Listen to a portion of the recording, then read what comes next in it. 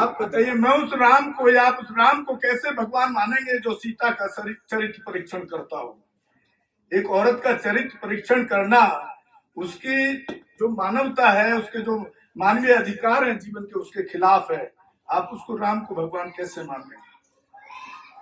क्या कैसे आप उस राम को भगवान मान लेंगे जिसने हमारे बहुजन समाज के। हमें कभी भी इनके मनुवादियों के त्योहार नहीं बनाने चाहिए। अभी मार्च अप्रैल में होली का दहन आएगा। मेरी बहनों, वो होलिका हमारी बहन थी जिसका रेप हुआ था और उन्होंने मनुवादियों ने जलाई थी। तो वो आप मत बनाओ, वो हमारी बहन जली थी धोखे से। और सभी साथियों को मेरा जय भीम, जय संविधान, जय भारत, नमो बुद्धाय। आज हैं हम कौंडली के एक बहुजन बाहुल क्षेत्र के अंदर। ये बहुजनों की, जिस तरह से लोग आगरा को जानते हैं, वैसे ही दिल्ली के अंदर एक ऐसा एरिया है जो कौंडली, जहां पर लगभग 80 से 85% बहुजन समाज के लोग रहते हैं। और मेरा इतिहास यहाँ पर बहुत जुड़ा रहा है पहले से। मैं करीब 1988 में मैं यहाँ रहता था कौंडली में, 95 तक। लेकिन उस टाइम में और अब के जो बहुजन यहाँ तैयार हुए, बड़ा फर्क है। उस टाइम मुझे कोई यहाँ बहुजन मूवमेंट का कुछ एक्टिव कुछ माहौल नजर नहीं आता था। और आज बड़ी खुशी के साथ मुझे आपके सामने बताने में बड़ी खुशी हो रही है कि आज यहाँ महिलाएं एक प्रोग्राम कर रही हैं। तो उन्हीं से जानेंगे कि वो प्रोग्राम ये क्यों कर रही हैं। और एक महिलाएं बहुत बड़ी तादाद के अंदर यहाँ एक उन्होंने प्रोग्राम ऑर्गेनाइज किया है। और बहुत ही, मैं समझता हूँ कि एक बहुत अच्छी पहल है बहुजन समाज के लिए, बुद्धिज्म के लिए और बाबा साहब की आइडियोलॉजी के लिए। मैडम, क्या नाम है आपका? मेरा नाम बबीता सिंह बौद्ध है जी। नमो बुद्धाय। देखिए, बबीता सिंह बौद्ध जी हैं जो इस प्रोग्राम को ऑर्गेनाइज कर रहे हैं, लीड कर रहे हैं, और अपने घर पे उन्होंने ये प्रोग्राम रखा है। नमो बुद्धाय, जय भीम सबको। आज का दिन बड़ा ही शुभ है। हमारे आज 3 कार्य हैं इसमें। एक तो शौर्य दिवस है।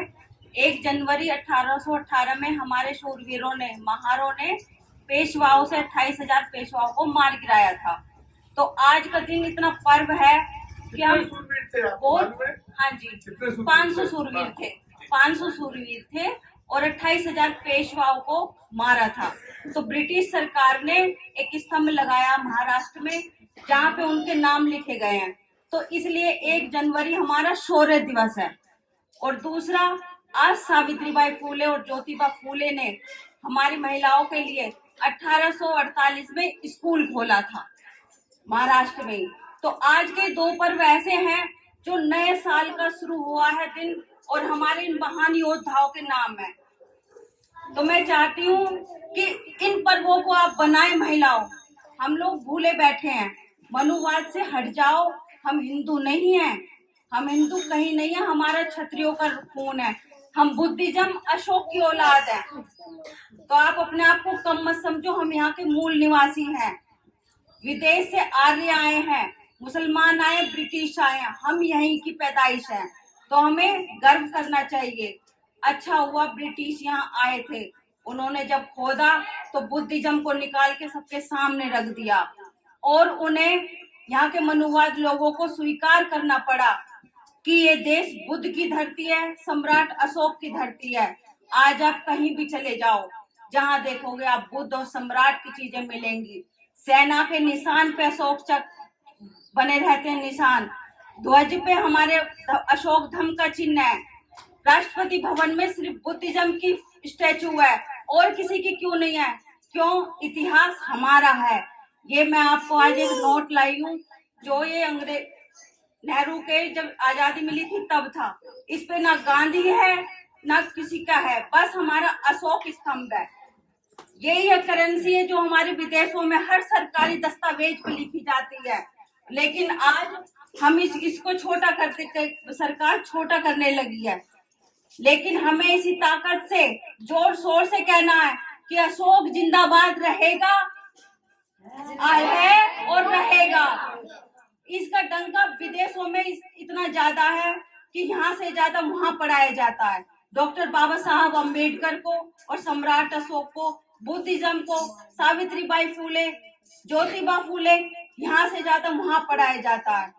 इसीलिए हमें आज का दिन खूब हर्षोल्लास से बनाना चाहिए। हमें कभी भी इनके मनुवादियों के त्योहार नहीं बनाने चाहिए। अभी मार्च अप्रैल में होली का दहन आएगा। मेरी बहनों, वो होलिका हमारी बहन थी जिसका रेप हुआ था और उन्होंने मनुवादियों ने जलाई थी।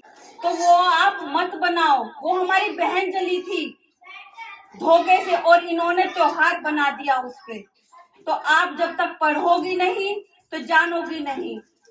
3 किताबें, गुलामगिरी और भगत सिंह की मैं नास्तिक क्यों हूँ और जाति का विनाश, ये आप 3 किताब पढ़ लो ना, आपका खून खोल जाए कि असलियत क्या है हमारे देश की, तो आप अपने आप अपना भविष्य बना लेंगी। और मैं एक बात और कहना चाहती हूँ, पुरुष तो हस्बैंड जो होते हैं वो बाहर कमाते हैं, हम लेडीजों के हाथ में है कि हम अपने बच्चों को क्या बनाना चाहते हैं। सामने तो हमें चाहिए कि हमें बाबा साहब या डॉक्टर, इंजीनियर ये बनाने हैं, टीचर अपने बच्चे, लेकिन सारा पैसा हम लोग मनुवाद के गोद में जा जा के रख रहे हैं कि वो यहाँ चढ़ाना वहाँ चढ़ाना। मंदिर में मत जाओ, वहाँ पे वहाँ दुत्कारा जा रहा। आज भी हमारे समाज को बहुत गंदे तरीके से मारा पीटा जा रहा है। जब तक जागरूक नहीं बनोगी तो कुछ नहीं होगा। अब सब कुछ आपके हाथ में, मोबाइल ने इतना कुछ डेवलप कर लिया है कि आपको किसी बताने की जरूरत ही नहीं है। आप देखो, इतना देखोगे कि भाई सब कुछ निकल के बाहर आ जाएगा कि हम कहाँ थे। आप ये आपने अभी जिक्र किया पेशवाओं का। हाँ जी। पेशवा आपको मालूम है कौन सी जाति से, कुछ समाज से? हाँ जी, ये पेशवा जो है ब्राह्मण जाति के थे। इन्होंने ऐसा हमको कब्जा कर रखा था कि आज कोई तैयार है जरा बांध के दिखाओ गले में हांडी। कितना कुछ दर्द सहा है हमारे लोगों ने। मूलाक्रम पढ़ना, हमारे लेडीजों को स्तन पे टैक्स दिया जाता था कि ढकने नहीं दो इन महिलाओं को, इस पे टैक्स लेते थे। अब लगा लो कितने क्रूर रहे होंगे। हमारी बहन बेटियां 13-14 साल की होती होंगी तो कैसे दृष्टि से देखते होंगे वो लोग। तो ये चीजें इतिहास है, आप अपना उनको बनाओ ना गुरु।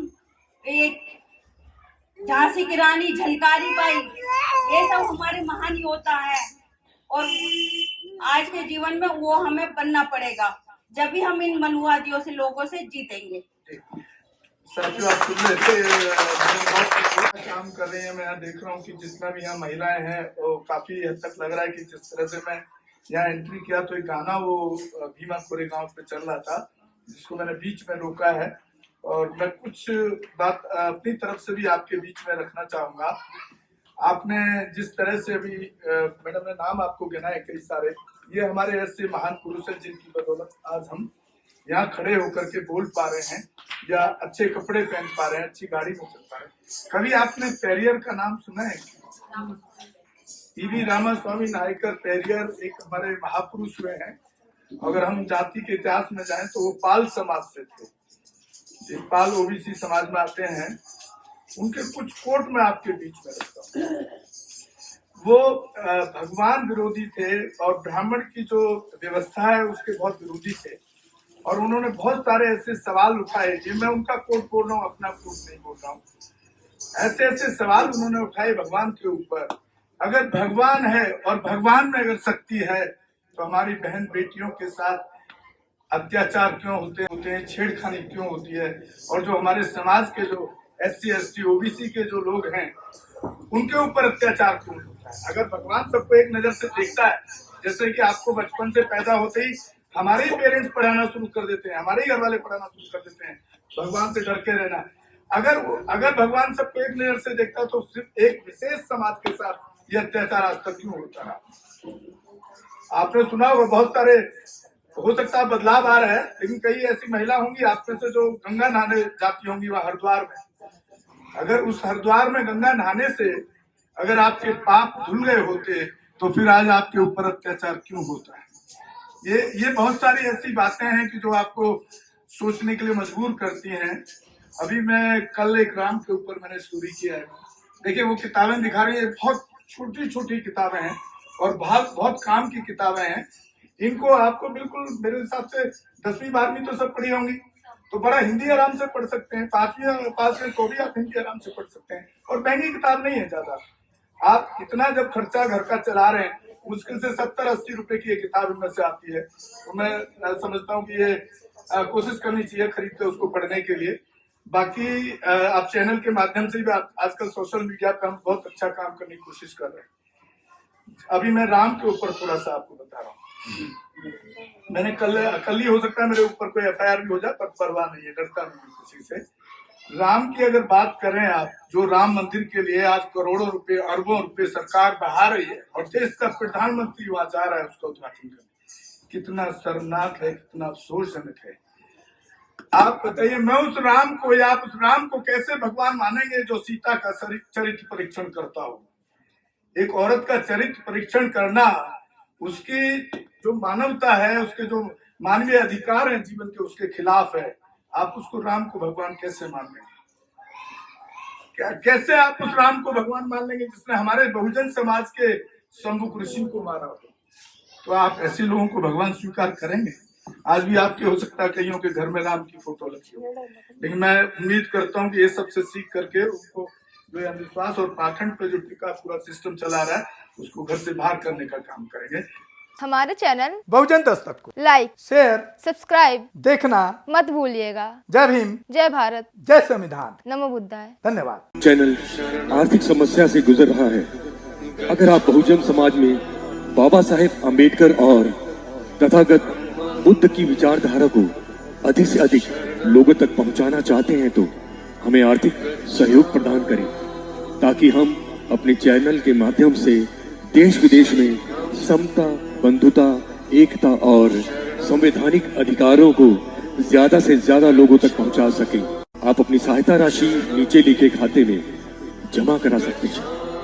खाता धारक गौतम रत्ना, खाता संख्या 3169576865 IFSC कोड SBIN 0060336, बैंक भारतीय स्टेट बैंक। आप हमारे बैंक खाते का विवरण स्क्रीन पर भी देख सकते हैं। जय भीम, जय भीम।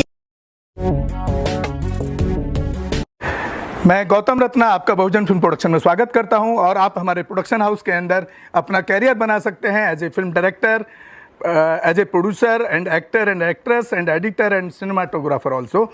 अगर आपको फिल्म से रिलेटेड कुछ भी प्रोजेक्ट आपको बनवाना है तो हमारे पास में पूरा सेटअप है, जिसमें फिल्म कैमरा है, शूटिंग लाइट्स है और एडिटिंग है। सारा A to Z एक ही जगह पर आपको हमारे यहाँ पर मिल जाएगा। तो दोस्तों, आप हमें कांटेक्ट कर सकते हैं हमारे नंबर्स पर 9810085714 और 8510005714। हमारे वेबसाइट पे विजिट कर सकते हैं www.filmserviceindia.com और हमें मेल भी कर सकते हैं gautamfilmsproduction@gmail.com पर। धन्यवाद।